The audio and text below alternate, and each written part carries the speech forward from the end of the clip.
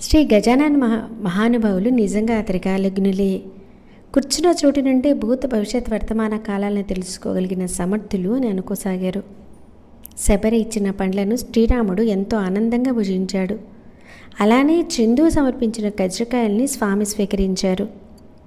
శ్రీగావుకి దక్షిణంగా చించావా అనే గ్రామంలో ఒక బ్రాహ్మణుడు ఉండేవాడు. అతని పేరు మాధవుడు.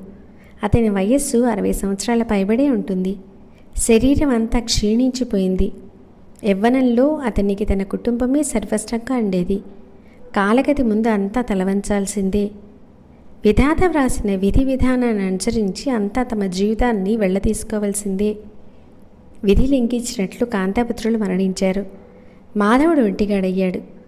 దీంతో వచ్చిన వైరాగ్యాన్ని శ్మశాన వైరాగ్యం అంటారు. ఇంట్లో ఉన్నవన్నీ అమ్మి కొన్నాళ్ళు గడిపాడు. ఇక గతి లేక భగవంతుని ప్రార్థించసాగాడు. హే